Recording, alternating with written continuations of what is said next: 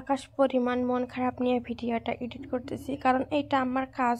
যতই মন খারাপ থাক, যতই আমার সমস্যা থাক, আমার কাজ আমাকে করতেই হবে।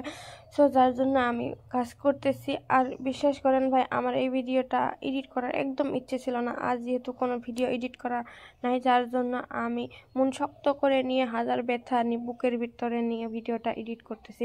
আশা করি সবাই সম্পূর্ণ ভিডিওটা দেখবেন। ভালো লাগলে লাইক কমেন্ট শেয়ার করতে ভুলবেন না।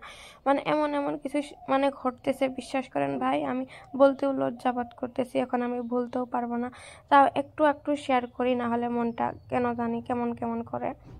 আর এইগুলো আমার সাথে না, আমার এই পাশে আমার আশেপাশে অনেকেরই সাথে এইগুলা ঘটে। মেয়েদের জীবন বলতে এইরকম, বুঝছেন? যার জন্য আপনি সব কিছু ছেড়ে আসবেন, সেই একদিন আপনাকে পর করে দেবে। তারপরে তো আছেই তো তার আপনজন, বুঝছেন? ছেলের সাথে কিছু হইলেই ছেলের বউকে না জেনে শুনে সব কিছু কথা শোনাইতে কেউ আর করে না।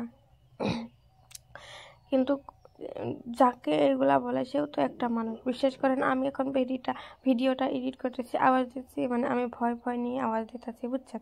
যার জন্য আমি কথাগুলো স্পষ্টভাবে বলতে পারতেছি না। তারপরেও আমি আপনাদেরকে বলতেছি, কারণ এইটা আমার কাজ না করলে আমার পেজের রিচটা ডাউন হয়ে যাবে। তো যতই সমস্যা হোক, আমার কাজ আমাকে চালিয়ে যাইতেই হবে। এইটা তো আমি বুঝতে পারছি এই কয়েক বছরে, যে নিজের কাজ কখনো ফেলে রাখতে নাই। তার জন্য আমি এই যে বললাম, হাজার মন খারাপ নিয়েও ভিডিওটা এডিট করতেছি। আর রাইতের ব্লগ ছিল এইটা। ভাগ্য ভালো আমার যে ভিডিও এডিট করা ভিডিও রেকর্ডিং করা ছিল। যদি এখন ভিডিও রেকর্ডিং করা না থাকতো, তাহলে তো আমি এডিটও করতে পারতাম না। আর একটা কথা সবসময় ভাবি, আল্লাহ যা করে ভালোর জন্যই করে। হয়তো আজ আমি ভাবতেছি যে এটা আমার জন্য খারাপ হয়েছে, খারাপ হইতেছে, কিন্তু এই খারাপের মধ্যে দিয়ে অনেকেরই আসল চেহারা, আসল রূপ দেখা যায়। সো সবসময় আল্লাহর কাছে আমি এটাই চাই, যাতে সামনে যত বালা মুসিবত আসে, ওই বালা মুসিবতগুলো থেকে আমাকে যাতে রক্ষা করে। আর আল্লাহ বলছে না যে মানুষকে আল্লাহ অতটুকু পরীক্ষা নেয় না যতটুকু সহ্য করতে পারবে না।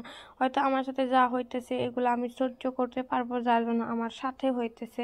এগুলো এখন আল্লাহর খুশি ভেবে আমি মেনে নিতেছি, মেনে নেওয়ার চেষ্টা করতেছি। মেনে নিতে অনেক কষ্ট হইতেছে যদিও, তারপরে আমি মেনে নেওয়ার চেষ্টা করতেছি। বিশ্বাস করেন, জীবনের সবচাইতে আপন যাকে ভাববেন, সেও কিন্তু একদিন দেখিয়ে দিবে যে সে আপন নয়, সে পর কোনোদিনও আপন হয় না। এইটা কথা আপনারা লিখে রাখেন, যারা কিন্তু এইখানে কমেন্ট বক্সে অনেকে অনেক ধরনের কথা বলবে।